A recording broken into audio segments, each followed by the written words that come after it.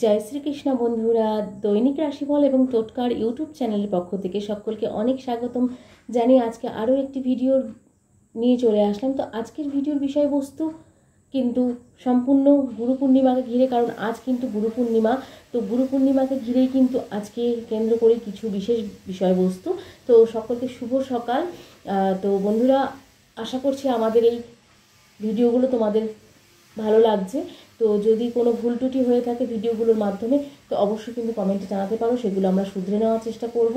তো বন্ধুরা, ভিডিওটি শুরু করা যাক আজকে। তো আজকের ভিডিওর বিষয়বস্তু হচ্ছে গুরু পূর্ণিমার দিন করুন এই কাজ, তো সৌভাগ্য বজায় থাকবে সারাটা জীবন। তো কিভাবে সৌভাগ্য বজায় রাখা যাবে গুরু পূর্ণিমার দিন, কি কাজ করলে, কোন কাজগুলি করলে, তো চলো জেনে নেওয়া যাক। তো ভিডিওটি শুরু করার আগে বলে নিই, আমাদের এই চ্যানেলের সঙ্গে যারা নতুন আছে অবশ্যই আমাদের চ্যানেলটিকে সাবস্ক্রাইব করে পাশে থাকো এবং সাপোর্ট করো। তার সাথে সাথে বন্ধুরা, আমাদের এই চ্যানেলের মাধ্যমে কিন্তু গ্রহ সংক্রান্ত, জ্যোতিষ সংক্রান্ত এবং তার সাথে সাথে বিশেষ টোটকা সমস্ত কিছু এবং দৈনিক রাশিফল, সাপ্তাহিক রাশিফল সমস্তটাই কিন্তু বলা হয়ে থাকে। এবং এরপরে কিন্তু আস্তে আস্তে আরও উন্নত হবে। এরপরে কিন্তু আস্তে আস্তে হয়তো প্রত্যেকটি রাশিফলের বিশেষভাবে কোন রাশির কি গোচর এবং কোন রাশির কীরকম দিনটি যেতে চলেছে সেই বিশেষ বিশেষ রাশির কিছু কিছু ক্ষেত্রে কিন্তু বলা হয়ে থাকবে। তো সেগুলোও কিন্তু এরপরে আস্তে আস্তে বলা শুরু হবে।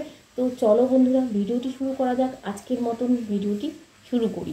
তো চলো, আজকের ভিডিওর বিষয়বস্তু হয়েছে গুরু পূর্ণিমার দিন করুন এই কাজ যাতে সৌভাগ্য বজায় থাকবে সারাটা জীবন। তো 21শে জুলাই আজকের দিনে কিন্তু গুরু পূর্ণিমা। তো গুরু পূর্ণিমা পালিত হচ্ছে 21শে জুলাই। তো এদিন গুরুর পুজো করলে বৃহস্পতির দোষ দূর হয়। তার সাথে সাথে পাশাপাশি ভগবান বিষ্ণুও কিন্তু প্রসন্ন হন এবং জ্যোতিষশাস্ত্রে এমন কিছু উপায় আছে সেগুলি করলে গুরুর কৃপা থেকে সারা জীবন মাথার ওপরে অটুট থাকে। কি কি করবেন, তো চলুন ভিডিওর বিষয়বস্তুটা জেনে নেওয়া যাক। তো প্রতি বছর আষাঢ় মাসের পূর্ণিমায় পালিত হয় গুরু পূর্ণিমা।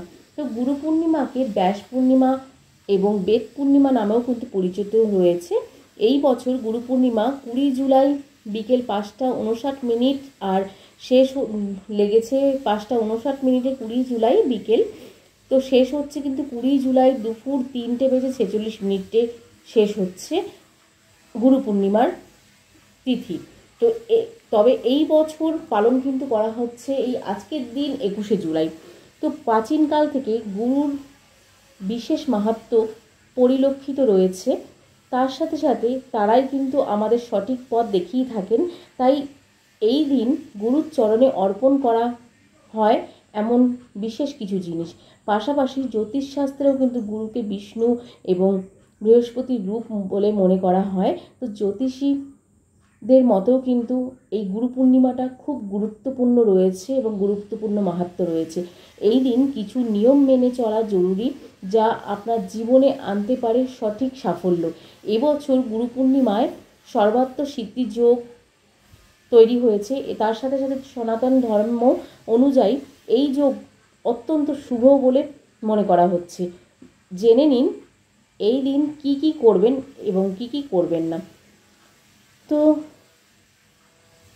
সম্ভব হলে গুরু পূর্ণিমার দিন সকাল সকাল ঘুম থেকে উঠে স্নান করুন। তো সম্ভব হলে গঙ্গা স্নান করুন বা বড় জলাশয়ে স্নান করুন।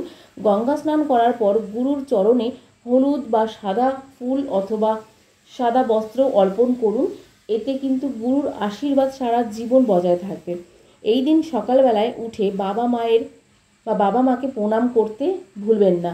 এটি কিন্তু আপনার জন্য অনেক সৌভাগ্য নিয়ে আসতে চলেছে। গুরু পূর্ণিমার দিন অবশ্যই সকালবেলায় ঘুম থেকে উঠে স্নান সারুন। গঙ্গা স্নান হলে খুবই ভালো। তার সাথে সাথে কিন্তু সকাল সকাল মা বাবাকে অবশ্যই প্রণাম করুন। এছাড়াও ভালো কোনো কাজ, যেমন নিজের সাধ্যমতো গরিব দুঃখীকে দান করুন। এতে ভগবান আশীর্বাদ করবেন এবং ভগবানের আশীর্বাদও কিন্তু আপনারা পাবেন। গুরু পূর্ণিমার দিন দীক্ষা নেওয়া অত্যন্ত শুভ বলে মনে করা হয়ে থাকে। তো সেই কারণে এই দিন কিন্তু আপনারা দীক্ষাও নিতে পারেন। তার সাথে সাথে গুরু পূর্ণিমার দিন বাড়িতে গীতা পাঠ করা খুবই ভালো এবং নিরামিষ আহার গ্রহণ করলে খুবই ভালো বলে মনে করা হয়। তো এই দিনে বাড়িতে দেবী লক্ষ্মী ও ভগবান নারায়ণের পুজো করলে গৃহের জন্য খুবই মঙ্গলময় বলে মনে করা হয়ে থাকে। এছাড়াও সন্ধ্যায় ঘিয়ের প্রদীপ জ্বালান পবিত্র বলে কিন্তু মনে করা হয়, সন্ধেবেলায় ঘিয়ের প্রদীপ জ্বালানো। তো বন্ধুরা, আজকের এই ভিডিওটির মাধ্যমে জানা গেল যে আমাদের গুরু পূর্ণিমার দিন কী কী করণীয়। সকাল সকাল ঘুম থেকে উঠে গঙ্গা স্নান করে আসা উচিত। তার সাথে সাথে যদি গঙ্গা স্নান করতে না যাওয়া সম্ভব হয় তো তার ক্ষেত্রে কিন্তু আমরা যে কোনো জলাশয়ে স্নান করে নিতেই পারি। তারপরে ঘুম থেকে উঠে স্নান সেরে পিতা মাতা এবং গুরুজনদেরকে প্রণাম করতে বলা হচ্ছে। তার সাথে সাথে সন্ধ্যায় ঘিয়ের প্রদীপ জ্বালানোর কথা বলা হচ্ছে এবং এই দিনে কিন্তু নিরামিষ আহার গ্রহণ করলে কিন্তু সুফল লাভ করতে পারবেন। তার সাথে সাথে কিন্তু এই দিনে গীতা পাঠ করাতে পারেন আপনারা বাড়িতে, এতেও কিন্তু খুব ভালো ফল পাবেন। তার সাথে সাথে গরিব দুঃখীকে দান করুন এই দিনে।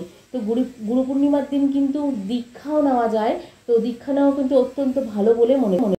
তার সাথে সাথে আপনারা আজকের দিনে গরিব দুঃখীদের একটু দান করুন এবং সকালবেলা ঘুম থেকে উঠে বাবা মাকে প্রণাম করুন, গুরুজনদের প্রণাম করুন। এবং সবচেয়ে বড় কথা হলো আপনার নিজের যে গুরু আছেন তো ওই গুরুকে কিন্তু অবশ্যই আপনার নিজের গুরুকে হলুদ বা সাদা ফুল দিয়ে পুজো করুন এবং সাদা ফুল এবং সাদা বস্ত্র অর্পণ করুন। তাতে কিন্তু তো এর সাথে আপনারা গুরুর আশীর্বাদ কিন্তু সারা জীবন আপনার মাথার ওপর অটুট থাকবে। এই জিনিসগুলো যদি করতে পারেন তো গঙ্গার স্নান করে গুরুর চরণে সাদা ফুল বা হলুদ ফুল এবং সাদা বস্ত্র অর্পণ করুন এবং গুরুকে সাধ্যমতো যে কোনো জিনিস আপনারা দিতে পারেন এই দিনে। তো চলুন বন্ধুরা, আজকের মতন ভিডিওটি তাহলে এতটুকুই রাখবো। তো আজকের ভিডিওর বিষয়বস্তু ছিল গুরু পূর্ণিমার দিন করুন এই কাজগুলি, তো সৌভাগ্য বজায় থাকবে সারা জীবন গুরুর কৃপায়। তো চলুন আজকের মতন এতটুকুই। আর এই ভিডিওটি যদি কিছু ভালো লেগে থাকে অবশ্যই আমাদের চ্যানেলটিকে সাবস্ক্রাইব করে পাশে থাকবেন। আর আজকের এই গুরু পূর্ণিমাকে কেন্দ্র করে যে ভিডিওটি করা হলো, তো এই ভিডিওটি যদি আপনাদের একটু ভালো লেগে থাকে তবে অবশ্যই কমেন্টে এসে লিখবেন জয় গুরু। অবশ্যই নিজ নিজ গুরুকে স্মরণ করে জয় গুরু লিখবেন। তো চলুন আজকের মতন ভিডিওটি তাহলে এতটুকুই রাখবো। সকলে খুব ভালো থাকবেন এবং সুস্থ থাকবেন। আর আমাদের এই চ্যানেলের ভিডিওগুলো ভিজিট করুন, অবশ্যই কিন্তু সুফল পাবেন। তো চলুন আজকের মতন সকলকে রাধে রাধে, জয় গুরু।